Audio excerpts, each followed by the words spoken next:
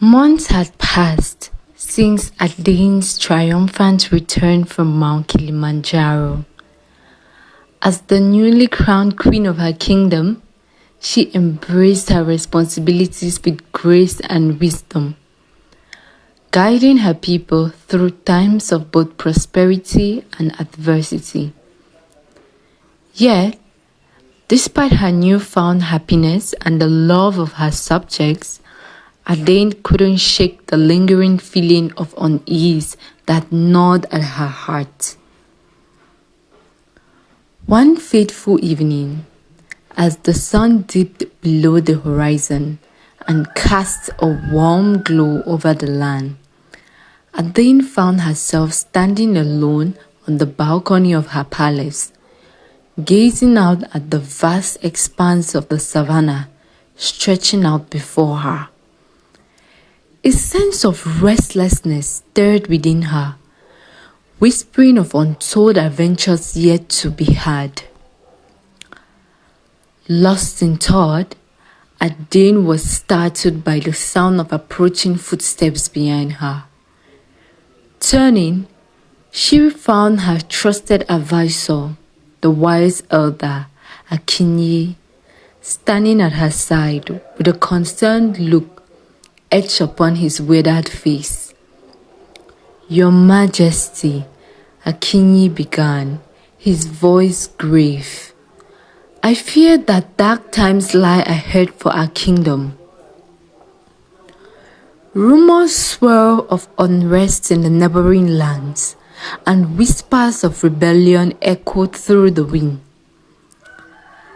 Adanne's heart sank at Akinyi's word, knowing that the peace and prosperity her people had enjoyed for so long were now threatened by forces beyond their control. "What can we do, Akinyi?"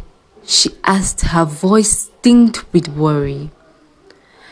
The elder's gaze softened as he placed a comforting hand on her shoulder. "We must be vigilant, Your Majesty, and prepare ourselves for the challenges that lie ahead. But remember, adversity often brings out the best in us, and it is through unity and courage that we shall prevail." Determined to protect her kingdom and her people, Adanne set about strengthening the defenses of her realm and forging alliances with neighboring tribes. Yet, as the days turned into weeks and the weeks into months, the tension in the air grew even thicker, like a storm on the horizon waiting to unleash its fury.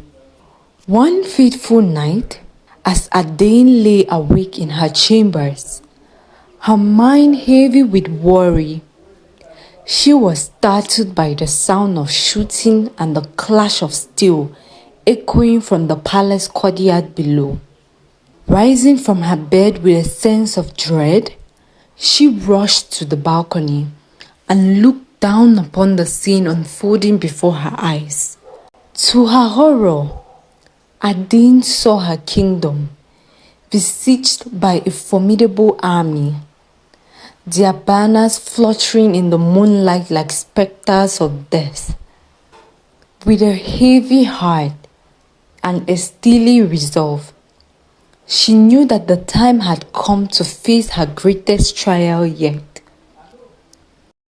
Gilding herself for battle, Adanne donned her armor and rallied her troops to defend their homeland against the invaders. With courage in their hearts and the spirit of their ancestors guiding their blades, they fought tooth and nail against overwhelming odds, refusing to yield even in the face of certain defeat. For 100 minutes, the clash of steel and the cries of the fallen filled the air.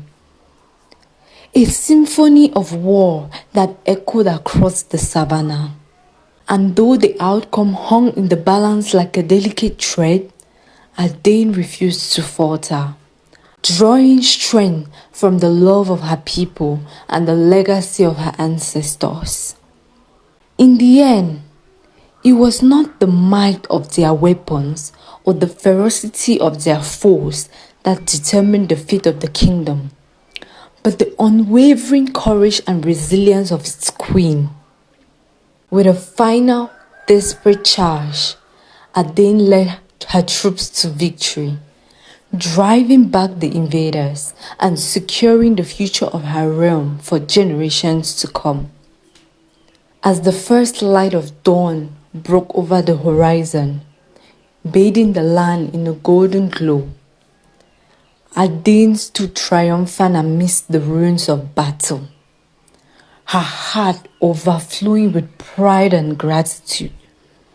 And though the scars of war would forever mark the landscape, they served as a testament to the indomitable spirit of a queen who refused to be defeated.